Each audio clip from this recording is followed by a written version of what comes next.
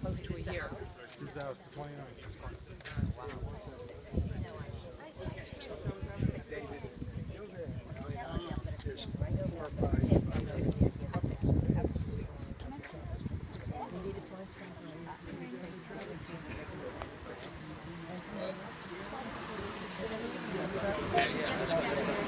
Gilda. Okay, we're here. We're here in Olkusz.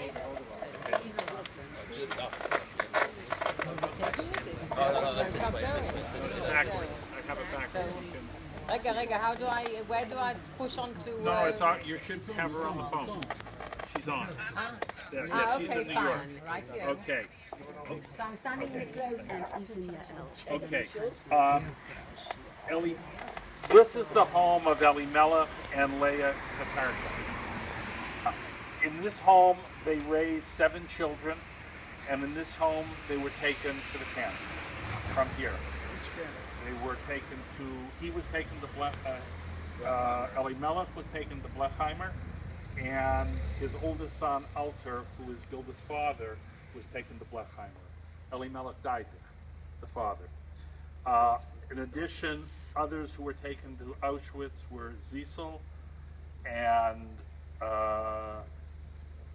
Tzvi, Esther, and Rachel, and who all perished in the Shoah. There were 3 children who survived: Alter Yosef, Brindel, and Razel, who's Rushka is Razel, Brunya was Brindel, and Alter Yosef is Albert.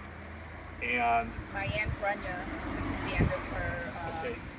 Last Sunday, as we were going to the airport, we got news that Brunya, the last of the children of this family, passed away in Tel Aviv. She lived in Tel Aviv, and I wanted to be there for her funeral, but. So what I saw in the Haftorah yesterday was the phrase "Ud Utsal Me'esh." The firebrand plucked out of the fire. Those who survived were these firebrands plucked from the fire.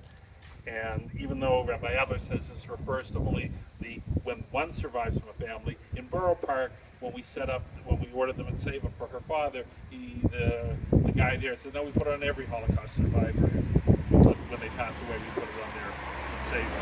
But I thought it was really appropriate that as we're here at the end of the Shiva for Brunya, that we say Kel Mole Rachamim, because they're getting up from Shiva now in Tel Aviv. So it's just like at this moment they went back to the cemetery at the end of Shiva. Il Mole Rachamim, Shochem Bamromim, Amitzei Menucha Nachon Al Kanfei Hashvina.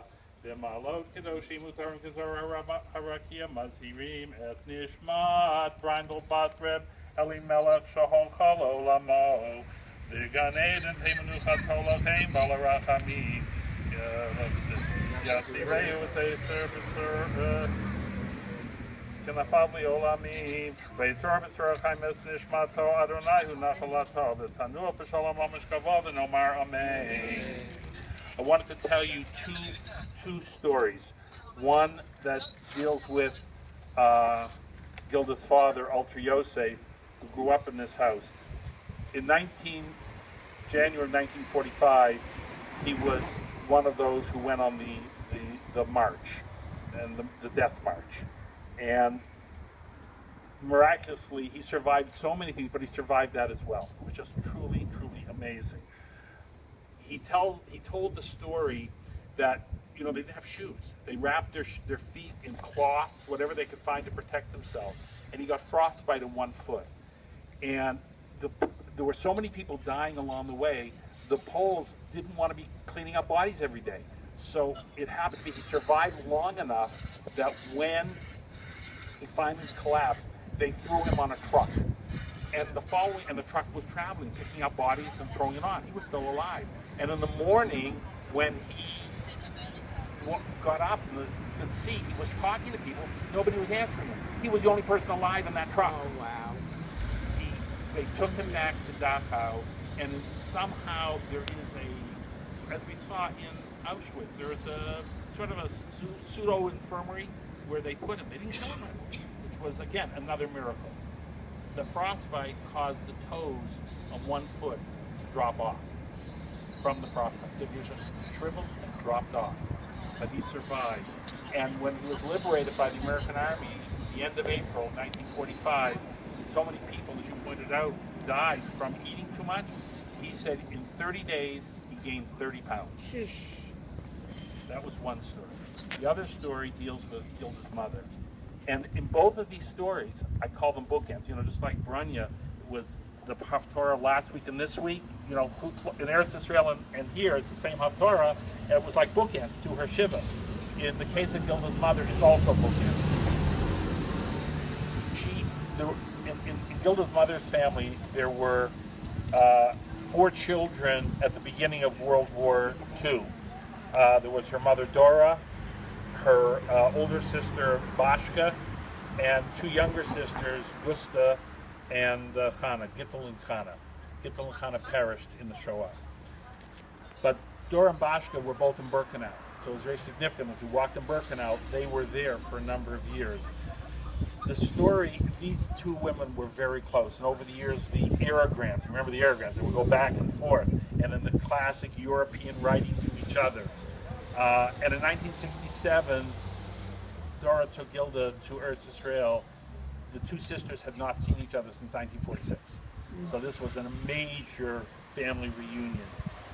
Right after the Six-Day War. Right So after the Six-Day War. Bought the tickets, we were going, and then the war started, we're not going. A week later, we're going.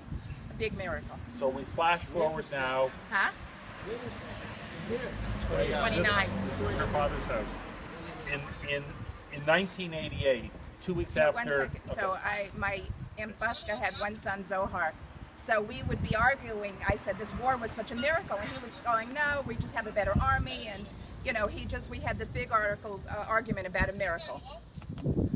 Okay, so we flash forward to 1988. 1988 is the first year, and these are bookends. The story is bookends. That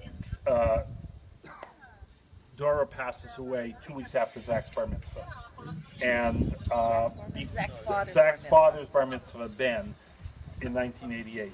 Even before we could call Bashka and to tell her that Dora had passed away, she called us, and she said that Dora passed away. And we said, "How do you know?" She said, the room was crying. The lights were going off and on in her fridge. The lights were going off and on the street. She said Dora came to say goodbye. She was here. And she felt it, and she felt it, and she called, and she knew even before we called her. Flash forward 10 years, 1998. I'm bringing a shul group to Israel. My son Josh is in the army in Israel. He's now on leave, and he's with us for a few days. And we're traveling to Eilat, coming from the north, and we stop in Caesarea. Which we were not supposed to be. We weren't supposed to be there. And my cousin Zohar, who had the argument about a miracle many years before, lives in Caesarea. Okay, so Josh is sleeping on the back of the bus. His cell phone goes off. Zohar calls and to tell us that his mother, Bashka rather, had passed away. And he wanted to tell Gilda and my sister and her sister. So Josh says, "Well, she's not in America; she's actually in Israel." He assumes that means she's in Yerushalayim. Josh says, "No, she's not in Yerushalayim." We were literally 5 minutes from his house at that moment. So Josh then says, "But I had a dream." He woke me up in the middle of a dream. And what was the dream? He was dreaming of 2 women. One was lying on a bed. One was sitting on a chair. 2 sisters who were very, very close to each other. So we dropped Gilda and Josh off for the Levaya. I took the shul group on. And when at the Levaya, she meets people, older women, who knew her namesake, Gusta, Gittel, the 3rd sister, one of the sisters who passed away from typhus in March of 1945. They met. and Zohar, her cousin, who argued that the 6-Day War was this miracle, It was not a miracle. was not a miracle, now says this, being in Caesarea, that is the miracle. So it's two bookends, but clearly there's the hand of Hashem in all of this. And I really want to thank all of you for coming here, to be here in Olkusz, so we could connect this. Exactly. Yes, We're gonna light a candle here. Hi, Liz. Say Hi.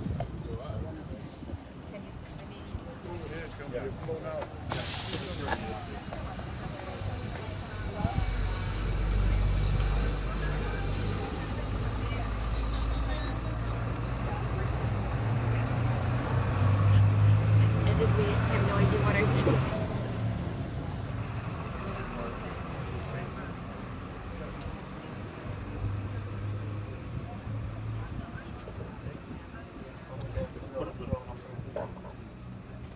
Right?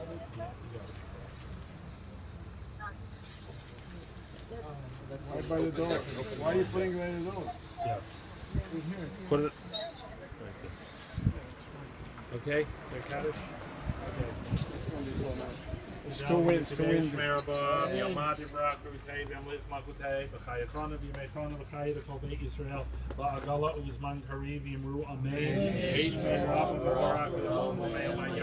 Yit barak v'yishtabach v'yitpoar v'yitramam v'yitnasei v'yitadar v'yitoleh v'yitolal shmei d'kudisha b'richu le'elam in kol brichata v'shirata tishvachata v'nechamata d'amiram v'yalma v'yimru amein yehei shalom rabba min shemai v'chaim tov m'aleinu v'al kol Yisrael v'mru amein yaseh shalom v'mramav v'yaseh shalom aleinu v'al kol Yisrael v'mru amein.